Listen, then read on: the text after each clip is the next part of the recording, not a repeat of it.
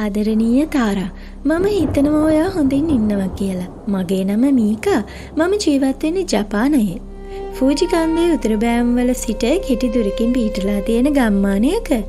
ප්‍රදේශවාසීන් ගස් මුහුද එහෙමත් නැත්නම් සියදිවි නසා ගැනීමේ වනාන්තරය කියලා හඳුන්වන ඔකිගහරා වනාන්තරය ආසන්නයේ.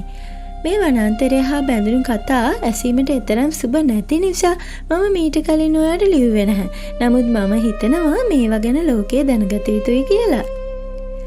වනාන්තරය ආරම්භ වෙන්නේ ක්‍රිස්තු වර්ෂ 864 දී ෆූජි කන්ද පුපුරා ගොස් ගලා ආ ලාවා ගල් බවට දැඩි වූ ස්ථානයකින්. වනාන්තරයේ කිලෝමීටර් 30-35ක් පමණ පැතිරිලා තියෙනවා. මෙහි තියෙන කුතුහලය දන්වන ලක්ෂණයක් තමයි පහලින් තියෙන සිදුරු සහිත ගිනිකඳු පාෂාණය ශබ්ද අවශෝෂණය කර ගැනීම. මේ නිසා විශාල සුළං හමන වෙලාවකදී වුණත් වනාන්තරය දැඩි ලෙස නිශ්ශබ්ද වෙනවා. සමහරු කියන්නේ නිශ්ශබ්දතාවය අස්වාභාවිකයි කියලා. මම වනාන්තරය අසල පාරේ නැවිදිනකොට මුලින්ම දැනෙන්නේ මේ නිහඬ බව. සමහර තැන්වල කුරුල්ලන්ගේ හඬවත් ඇහෙන්නේ නැහැ. මගේ සෙරප්පු පොළවේ ගැටෙන ශබ්දය විතරයි. ගස්වල මුල් ලාවා බවට පරිවර්තනය වෙලා ඇඹරිලා ගිහිල්ලා තියෙන්නේ. ඒවා හරියට පොළොව යට වැලලී ගිය දෙයක් හොයන ඇඟිලි වගේ. අපේ ගමේ අය රෑබෝ වෙනකොට ගස් කඳන් අතර රැල් වෙමින් නැවිද යන විදුලි පහන් ගැන කියනවා. ඔවුන් කියන්නේ ලාවා ගලා යාමෙන් සෑදුණු වනාන්තර තට්ටුවයට ගුහා සහ කුවර ඇති බවත් කෙනෙකුට එහි නිහඬව අතුරුදහන් විය හැකි බවත්. සමහර වෙලාවට මේ වනාන්තරය අඳුරු කළේ ඉතිහාසය විතරක් නෙමෙයි.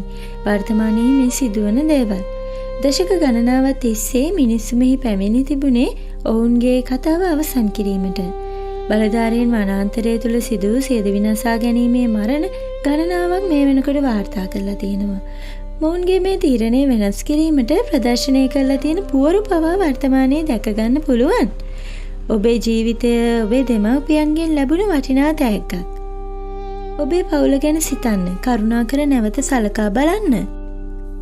මේ පුවරු ප්‍රදර්ශනය කළ තිබුණත් තවමත් වනයේට ඇතුල් වන තැන්වල අතහරා දැමූ කූඩාරම්, සපත්තු, ඡායාරූප ආදිය දැක ගන්න පුළුවන්.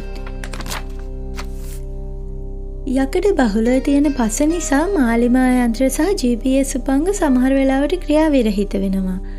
මාර්ගය දන්නවා අයයි කියලා හිතන අමුත්තෙකුට පවා මාර්ගය මේ නිසා වරදින්න පුළුවන්. වනාන්තරයේ පිවිසෙන ඇතමුන් වනාන්තරයේ නිශ්ශබ්දතාවය පවා විස්තර කරන්නේ අద్භූත විදිහට.